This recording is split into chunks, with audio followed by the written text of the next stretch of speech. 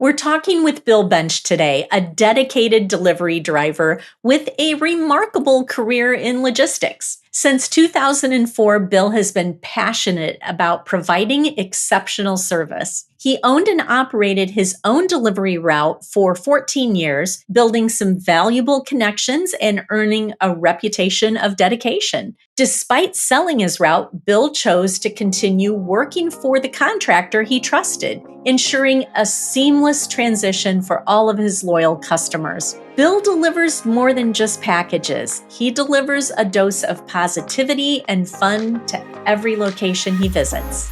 iHire connects you to industry-specific jobs in over 57 talent communities. Find your niche today on iHire. Hi, Bill. Thank you so much for joining the podcast today. My privilege. So many people are curious about how delivery drivers end up in this line of work. You're a package delivery driver. Tell us how long you've been doing this and how you became a delivery driver. Well, I've been doing it for 15 years now. I had another career. I was a parking garage manager for 15 years. I got tired of that, got tired of dealing with people all day. So I did mortgages for 3 years. And then, of course, everybody knows what's happened in 2004 and 2005. The whole mortgage industry kind of went upside down. Right. So I just saw an ad for a package delivery driver, and I answered the ad, and the rest is history. 15 years. And now you're someplace where you don't have to manage other people. You just have to manage yourself. And that's kind of a nice place to be. So when I left the parking company, I just said, I will no longer manage people. I said, as soon as they promote me in front of somebody, I said, I will leave. Yeah. So I want to be responsible for nobody. And over the last 15 years, I have been responsible for absolutely nobody but myself. For you. And it's been great. Yeah. Yes. Help me to understand what your day-to-day looks like. What do you do when you get there in the morning, and then how does the rest of your day go? Well, typically I get out of bed around 8 o'clock in the morning, which would surprise some people. Yeah. They probably think I work way longer hours than that. But no, I get up about 8. I get to the terminal around 9 o'clock. My truck is supposed to be loaded for me, but if I depended on that, it would take me 3 times as long to do my route. So I basically spend 45 minutes rearranging my truck. Mm-hmm. And then I typically deliver till about 2 or 3 o'clock. And then that's it. I'm home. Wow. And there's nothing to do until the next day. What happens at Christmas though? Well, we get very busy. Yeah. But the nice thing is the truck is only so big. So basically they can only send you out with so many stops. Of course, the routes are more dense then. So you don't really have to cover more area. You're just covering your regular area, and you're on the same streets every day. So you can pretty much do probably 2 to 2.5 times what your normal load would be. It takes a few more hours, obviously, but it's really not that bad. So with your route, that's why you go in and you kind of reconfigure the truck every day, because you know where you have to stop and what you have to do. And it just makes it easier for you to have things more in order. Right. Yeah. The routes are computer generated, but they don't take into consideration that you don't want to be in a school zone at 8 o'clock in the morning or 3 o'clock in the afternoon. So you have to kind of plan your route to be in areas that are convenient at the time. Mm-hmm. Unfortunately, the computer doesn't really know that. It doesn't know when the traffic is going to be heavier. So it basically sets it up so that, it just goes the shortest, easiest route, but it doesn't necessarily make it the easiest route. Yeah. Now, did you have to have any specialized training or certifications, anything like that to get this job? No, believe it or not, you don't need any special license. Basically, when I went into this thing, I was actually a contractor, and I went through the interview process. They handed me the contract to sign, and they basically said I had to sign it that afternoon if I wanted to do it. Wow. So no, it was basically my background in parking. They figured I probably knew how to drive if I knew how to park a car, right? Which is probably the hardest part of driving, right? So yeah, no, there wasn't any special training. A lot of on-the-job training, though. Oh, I'm sure there is. Your route will teach you how to work. Yeah, and work hard. You all do. Every single delivery driver that we have is just constantly running. It seems like. Yes. The thing is, typically we get paid by the stop. The faster we work, the sooner we get done. We make the same money. So there's really no incentive for you to work slower. I didn't know that. Yeah, that could be why you see your drivers running, is that, they get done sooner.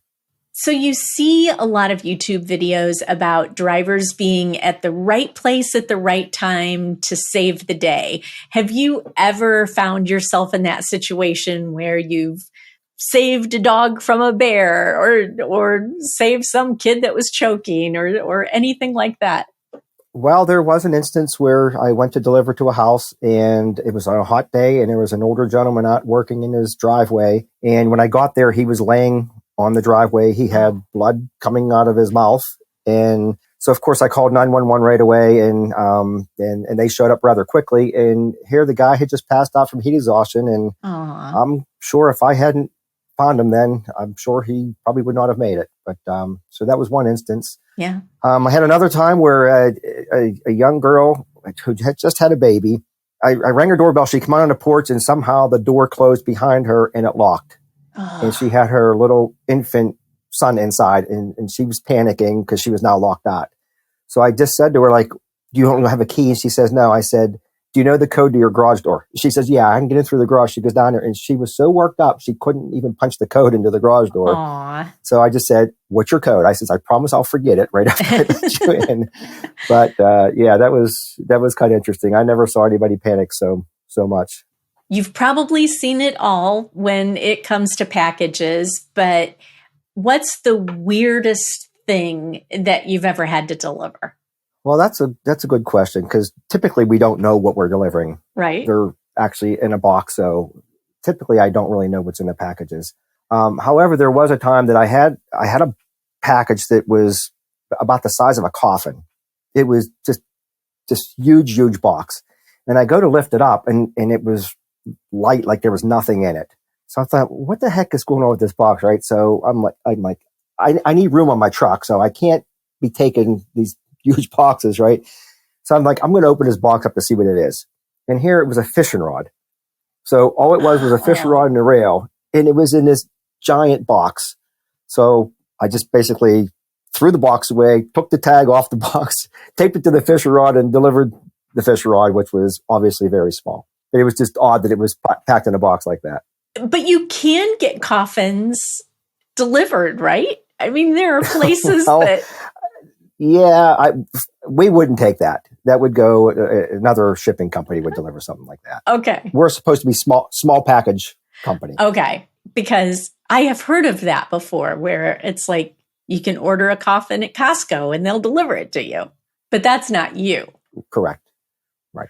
Thank goodness. Yes. You need a few people for that. You've got businesses, I'm sure, that you deliver to. I know that when I've worked in the office before, we were always great friends with the delivery drivers that came. Yeah, deliveries are nice once you are settled into your own route. Yeah. Because, if you're on a different route, if you're filling in for somebody, the businesses are the worst because you don't know where to go. You show up in front of a huge building, you got this package. You don't know whether they have a loading dock. You don't know whether they have a front desk. You just really, and it's very difficult. Once you get to know your route, you do get to see these people more on an everyday basis. Right. And a lot of them are great. So it sounds like you are able to go the extra mile for your customers. Have you had any other circumstances where you have just kind of gone that extra mile and the customer really appreciated it? Well, there was a time, and unfortunately the story doesn't start off too well, but it had a good ending. I was delivering to a house one time, and it was kind of up this alleyway. And there was two houses there, one on each side of the street. And neither one of them had an address on it.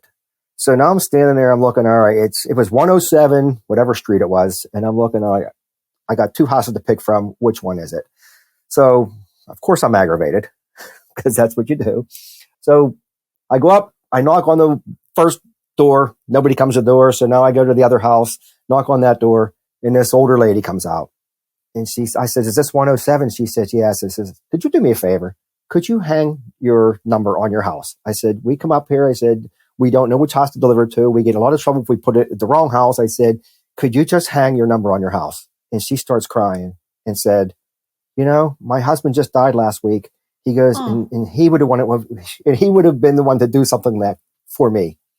So I said, well, I'm really sorry to hear that. And I says, I'll tell you why. I says, I'm going to take care of it. Right. So my father-in-law does woodworking. I called him up. I said, hey, I need you to make me an address sign, 107. So he made it, and I took it and I hung it on her porch for her. So Very so now sweet. we were best friends. Oh yeah. Very sweet. That's very nice. Unfortunately, I had to make her cry though. I know. Well, you just don't know what people are going through, right? No, you don't. No, you don't. There's always more to every job than meets the eye. What's something about being a package delivery driver that most people might not know? Well, what they don't know is that we don't know what's in the package. Yeah. You don't know how many times I go up to somebody's house and they're like, oh, what is that? I don't know. You ordered it. I don't know what it is. I guess the toughest thing about the job is the weather itself. Yeah. We deliver in residential areas, and typically they're the last streets to get treated. The trucks don't go very well in the snow. That's probably the most difficult, is just getting around in the winter. For anybody that's interested in becoming a package delivery driver, what kind of career advice could you give them? It's very tough to get into to have a good route. Mm-hmm. Unfortunately, when you start off, you're doing vacation routes, you're doing routes that nobody else wants to do. So it's very tough to get established. When you don't know the route and they just send you out, it's very difficult. Obviously, the more you learn the route, the easier it gets. It's a good thing to do, but it takes a long time to get established. Find those packages in the back of the truck. You've got to have hundreds back there. How do you know what goes where? Well, they are on shelves. And basically, again, when I was saying I get up, or first thing in the morning is I rearrange my truck. So basically, I set every package on the shelf where it needs to go. A lot of times I have up to 300 packages on that truck. And pretty much if you do it the right way, I could walk on that truck and find any package at any time during the day. If you stopped me on the street and said, hey, do you have a package for this house? I could tell you whether I have it or not, and I could tell you where it is on my truck. I can do that? I can stop him and say, hey. Well, yeah, you can. Sure, why not? I'm tracking him down and saying, oh, where's my package? I have been tracked down. Have you? Plenty of times. I forget what's in the packages when they arrive. I don't remember, even from 2 days ago, a lot of times what I ordered. It's like Christmas every day. Well, you are not alone. Trust, there are a lot of people that don't know what they order. Yeah. And then they open up like, oh, that's right. Oh, yeah. Okay, I remember a lot of surprises. That. Yeah. I remember that from 2 days ago. What do you think is the key to being successful in this role? In this role? Yeah. Well, I wouldn't just say just in this role. I would just say in this world. The key to being successful is just have a good attitude. If you leave the house in the morning with a bad attitude, you're going to have a bad day. I see delivery drivers that, they just walk in, they look at the packages they have, and they're just irritated. They're swearing. And I think to myself, like, you've already established yourself, you're going to have a bad day. Right. I said, I don't understand. It just, I don't know. If you think you're going to have a good day, you probably will. So, and it's just not in the role. It's in the world itself, I think. You speak your destiny, right? If you get up and you stub your toe and you say, oh man, this day is going to be awful, then you're right. It's just going to snowball and it's going to be awful. Right. If you're looking for an awful day, you're going to find one. Yeah, exactly right.